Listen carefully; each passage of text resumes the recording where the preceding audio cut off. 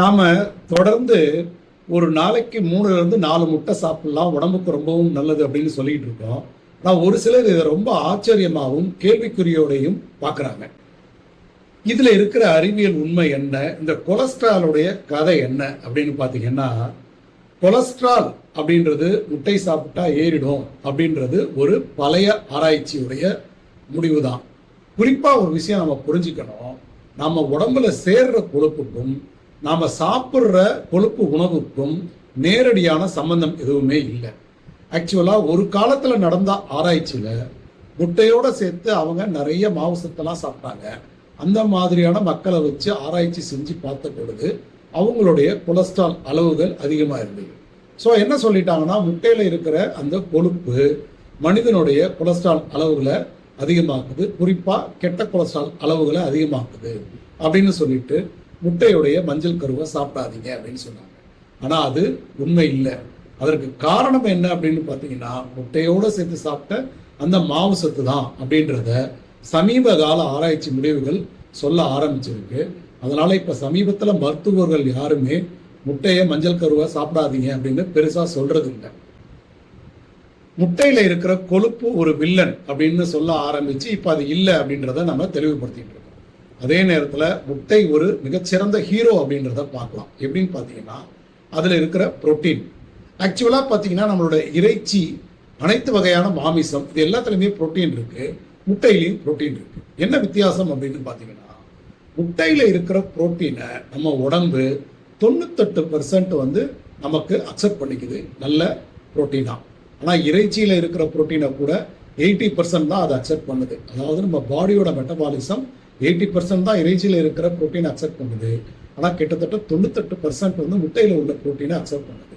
அதே நேரத்துல முட்டை சாப்பிடும்போது கிடைக்கிற அந்த கொழுப்பு, மஞ்சள் கருவோடு சேர்த்து சாப்பிடுற கொழுப்பு 65% நம்மளுடைய எனர்ஜி அவுட்புட்டுக்கு உதவி செய்யுது. ஆனா இறைச்சி சாப்பிட்டீங்கன்னா கூட அதுல உள்ள கொழுப்பு வெறும் 20-25% தான் எனர்ஜியா கன்வெர்ட் ஆகுது. இப்ப பாத்தீங்கன்னா, அசைவ உணவுகள்லயே ஒரு மிகச்சிறந்த ஹீரோ அப்படின்னு பாத்தீங்கன்னா முட்டை தான். இன்னும் சொல்ல போனா, முட்டைய அசைவ உணவுன்னு சொல்றதையே நான் வந்து மறுக்கிறேன். ஏன்னா அது வந்து ஒரு சுத்தமான புரோட்டீனுக்கும் சுத்தமான கொழுப்புக்கும் உதவுற ஒரு ஹீரோ. அதனால அதை யார் வேணாலும் சாப்பிடணும். ஒரு உயிரையே உருவாக்குற முட்டை தனக்குள்ள நிறைய சத்துக்களை வச்சிருக்கு. குறிப்பா பாத்தீங்கன்னா, முட்டையோடைய வெள்ளை கருவுல இருக்கிற அந்த புரோட்டீன் இயற்கையாவே நம்ம உடம்பை தாக்குற பாக்டீரியாவுக்கு எதிர்த்து போராடுற தன்மை கொண்டது.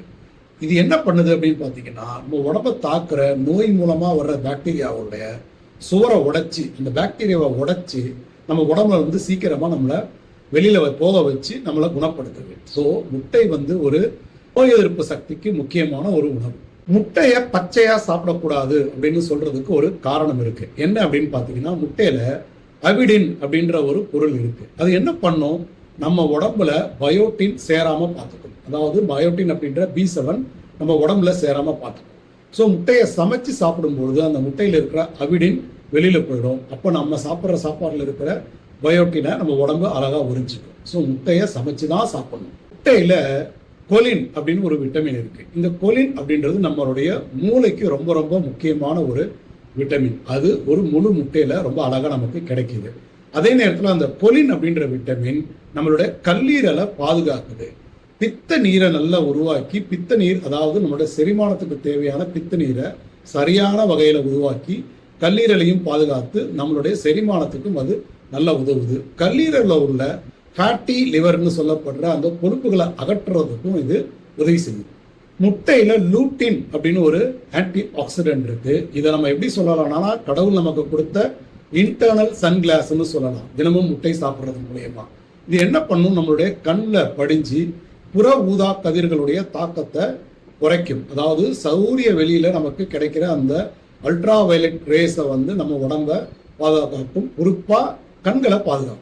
முட்டையில இருக்கிற முக்கியமான ஒரு மேக்ரோ நியூட்ரியன்ட் என்னன்னு பார்த்தீங்கன்னா வைட்டமின் K2. இந்த வைட்டமின் K2 நம்ம உடம்புல இல்லைன்னா நம்ம சாப்பிட்ற சாப்பாட்டில் இருக்கிற கால்சியம் சரியா நம்மளுடைய எலும்புகளுக்கும் பல்லுகளுக்கும் போய் சேராது. அப்போ என்ன ஆகும், அது ரத்தத்தில் படிய ஆரம்பிச்சிடும். ஸோ தொடர்ந்து முட்டை சாப்பிட்றது மூலியமா கிடைக்கிற அந்த விட்டமின் K2 உடம்புக்கு ப்ராப்பராக கால்சியமை கொண்டு போய் சேர்க்கும். இதே நேரத்தில் பார்த்தீங்கன்னா தொடர்ந்து முட்டை சாப்பிட்றது உயர் ரத்த அழுத்தத்தையும் குறைக்குது அப்படின்னு ஆராய்ச்சியில் கண்டுபிடிச்சிருக்காங்க. முட்டையில இதெல்லாம் தாண்டி வைட்டமின் ஏ, வைட்டமின் பி நிறைய சத்துக்கள் இருக்கு. அதனால தொடர்ந்து முட்டை சாப்பிட்றது நல்லது. அதே நேரத்தில் நிறைய பேர் என்ன கேட்குறாங்கன்னா, பிராய்லர் கோழியோட முட்டையை சாப்பிடலாமா அப்படின்னு.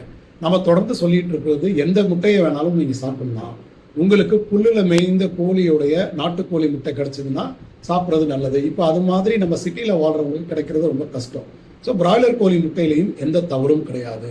அதுலேயும் முழுமையான புரோட்டீன், முழுமையான கொழுப்பு, நாம சொன்ன அத்தனை விட்டமின்களும் இருக்கு. கீரையை முட்டையோட சேர்த்து சாப்பிடும்போது கீரையில இருக்கிற கெரோட்டினாய்ட்ஸ் அப்படின்றது 9 மடங்கு அதிகமாக நம்ம உடம்புல போய் சேருது. ஏன்னா இந்த கெரோட்டினாய்ட்ஸ் கொழுப்புல கரையிற ஒரு விட்டமின். அதுக்கு முட்டையில இருக்கிற மஞ்சள் கரு நல்லா உதவி செய்யுது. வெங்காயத்தோட சேர்த்து சாப்பிடும்போது நம்மளோட உடம்புல இருக்கிற நச்சுக்கள் அதிகமாக வெளியே போகுது.